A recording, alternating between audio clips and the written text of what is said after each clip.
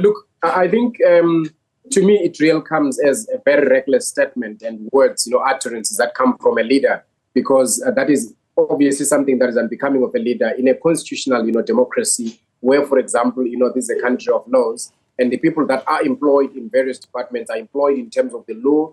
They've got, proper documentation to be employed there.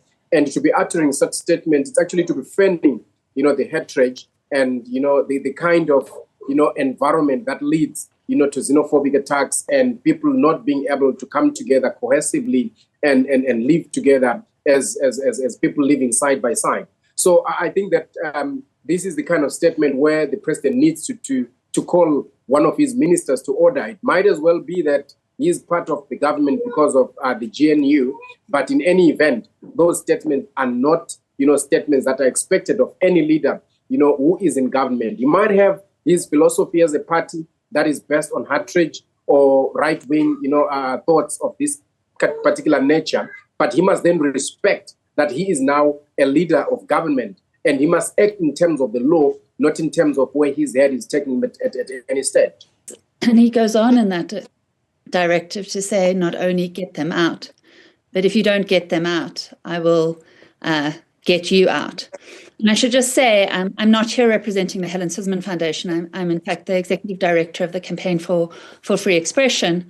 And together with a number of civil society organizations, we have issued a statement strongly condemning these utterances on the part of the minister. We are a nation of laws. We are a nation renowned for our constitution. It is extraordinary that a minister who occupies the position that he does feels no shame in making utterances that are explicitly and entirely unlawful and unconstitutional, that he would say to employees within his department, you must act unconstitutionally. Not only that, he has no authority, no powers to suggest that they would be dismissed.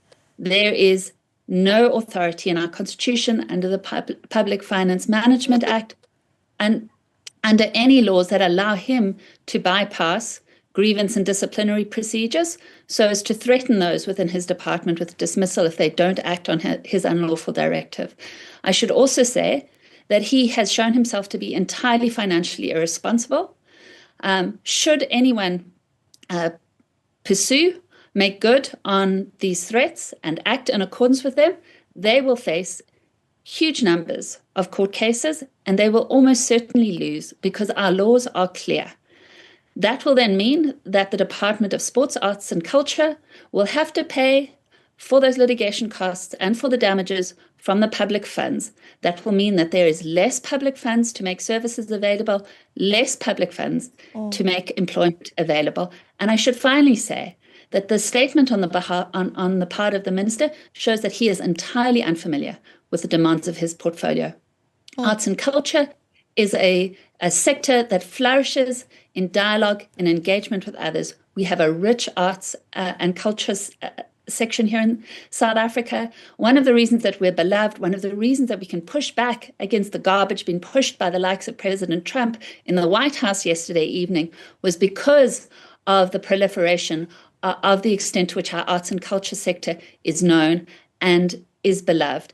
And that has been forged not in isolation, but in engagement and partnership with this continent, with the region, and with the world at large. And the idea that we would seek to implement some sort of nationalist exclusivity within arts and culture is just anathema to what is our rich culture of arts and culture in this country. Naledi, the lifeblood of the Constitution of South Africa, Act 108 of 1996, is the culture of human rights.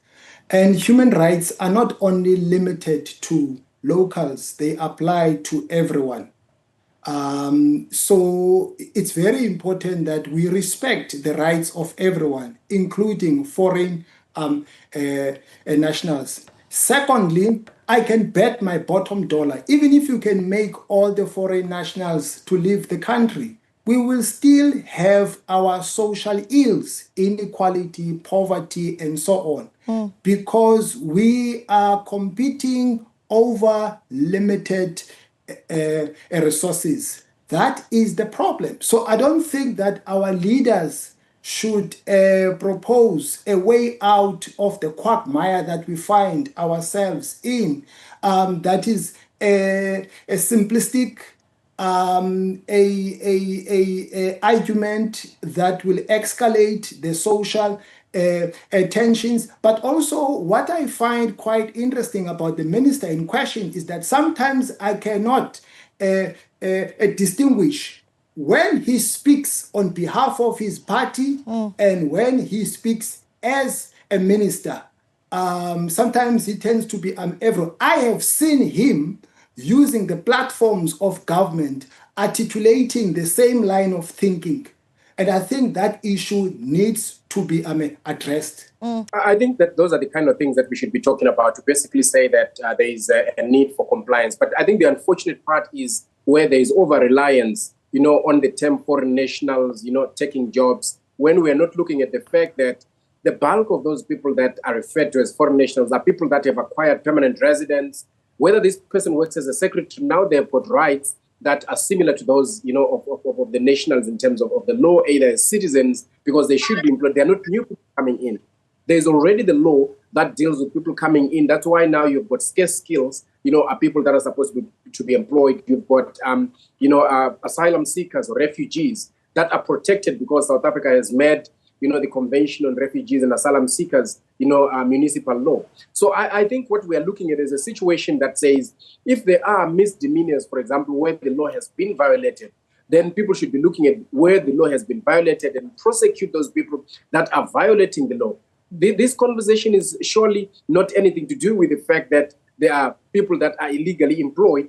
It is a situation where the minister is specifically saying any foreign national, looking at people that are obviously, he's not looking at whether somebody is a permanent resident or somebody is an asylum seeker or a refugee who are protected by the law. So we need to comply and ensure that in our discussion, we are not fanning a situation and using an umbrella term to affect people that should not be affected because they have not done anything that is unlawful. Okay. Where there is unlawful, that is why the Department of Labour comes in to ensure that there is compliance. Okay, Nicole, I see you nodding there. I am nodding. And I want to say, firstly, this debate and the contributions cannot be understood, I think, on the part of anyone here to be suggesting that one should turn a blind eye or endorse illegal immigration, right? Sure. This idea that those who are here who do not have the requisite authorization should be employed. But we're talking about a directive, a lawless directive issued by a minister in our government, right? He draws no distinction as between illegal and legal foreigners. He doesn't suggest that there is any entity within the department that he knows to be employing illegal foreigners, those who are here illegally. Rather, he issues this directive that has no legal authority.